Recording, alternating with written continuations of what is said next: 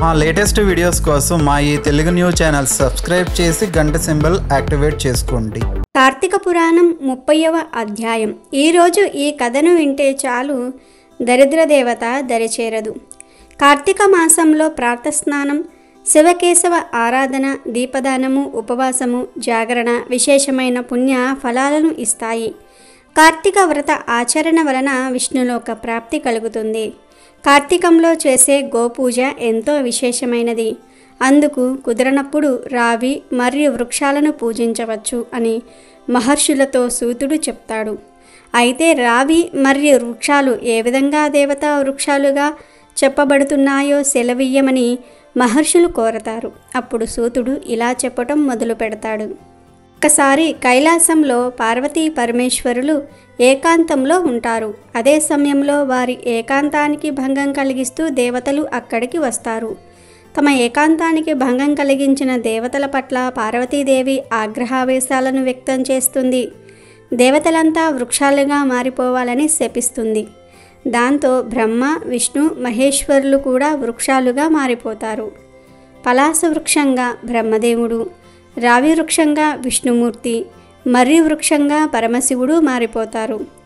బ్రహ్మకు పూజ అర్హత లేని కారణంగా విష్ణు స్వరూపంగా రావి, శివస్వరూపంగా మర్రి పూజలందుకుంటున్నాయి.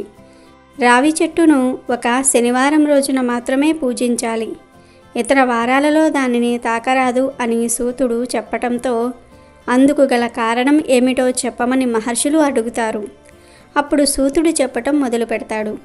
క్షీరసాగర మదనం జరిగినప్పుడు ఎన్నో విలువైన వస్తువులు బయటపడతాయి. లక్ష్మీదేవిని, కౌస్తుభ మణిని శ్రీ మహావిష్ణువుకు సమర్పించిన దేవతలు మిగిలినవి తాము తీసుకుంటారు. లక్ష్మీదేవిని విష్ణుమూర్తి వివాహం చేసుకోవాలని అనుకుంటాడు. అయితే తనకు ఒక అక్కయ్య ఉన్నదని, జ్యేష్ఠకు వివాహం కాకుండా తాను పెళ్లి చేసుకోవటం సరికాదని లక్ష్మీదేవి అంటుంది. తనను వివాహం చేసుకోవాలనుకుంటే జ్యేష్ఠకు మంచి సంబంధం చూడమని కోరుతుంది. దాంతో విష్ణుమూర్తి ఉద్దాలకుడు అనే ఒక మునితో జ్యేష్ఠ వివాహాన్ని జరిపిస్తాడు. ఆ తరువాత జ్యేష్ఠను వెంటబెట్టుకుని ఉద్దాలకుడు తన ఆశ్రమానికి వెళ్తాడు. ఆశ్రమం లోపలికి రాకుండా జ్యేష్ఠ ఏడుపు మొదలు పెడుతుంది. ఆమె ఎందుకు ఏడుస్తున్నది అర్థం కాకపోవటంతో విషయమేమిటని అడుగుతాడు ఉద్దాలకుడు.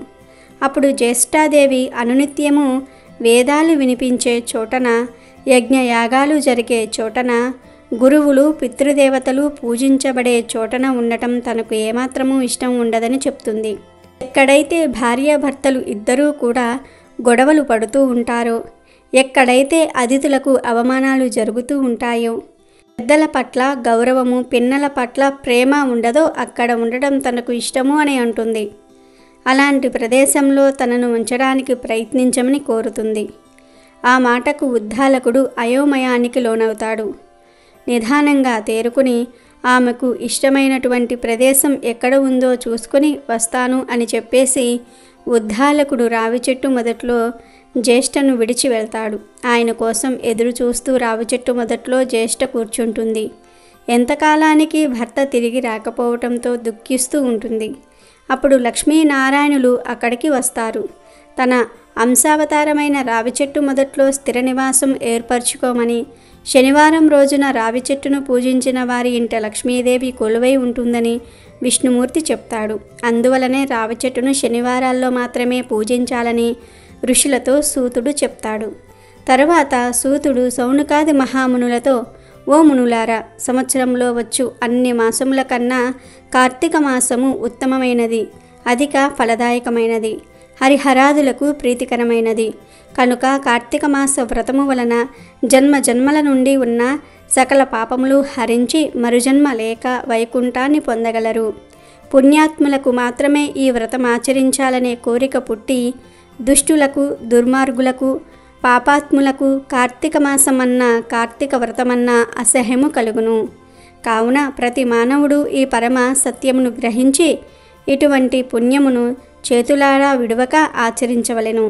ఇటులా నెల రోజులు చేయలేని వారు కార్తీక శుద్ధ పౌర్ణమి నాడు అయినను తమ శక్తి కొలది వ్రతమాచరించి పురాణ శ్రవణము చేసి జాగరణము ఉండి మరునాడు ఒక బ్రాహ్మణుడికి భోజనం పెట్టినచో 9 రోజులు చేసిన ఫలముతో సమానమగును అని చెప్పెను. ఈ మాసంలో ధనము, ధాన్యము, బంగారము, గృహము, కన్యాదానములు చేసినచో ఎప్పటికీ తరగని పుణ్యము లభిస్తుంది. ఈ 9 రోజులు ధనవంతుడైనను బీదవాడైనను మరెవ్వరైనను సరే శ్రీహరినామ స్మరణ చేయుచు పురాణములు వింటూ పుణ్య తీర్థములను సేవిస్తూ దాన ధర్మములు చేయుచూ ఉన్న ఎడల వారికి పుణ్యలోకములు వచ్చును. ఈ కథను చదివిన వారిని వినిన వారిని శ్రీమన్నారాయణుడు సకల ఐశ్వర్యములు ఇచ్చి వైకుంఠ ప్రాప్తి కలగజేయును అని సూతమహాముని ముగించాడు. ఇట్లు స్కాంద పురాణాంతర్గత వశిష్ఠ ప్రోక్త కార్తీక మహత్యమందలి 30వ అధ్యాయము 30వ అనగా ఆఖరి రోజు పారాయణము సమాప్తము. వీడియో నచ్చితే లైక్ చేయండి, షేర్ చేయండి, బట్ సబ్స్క్రైబ్ చేసుకోవడం మర్చిపోవద్దు.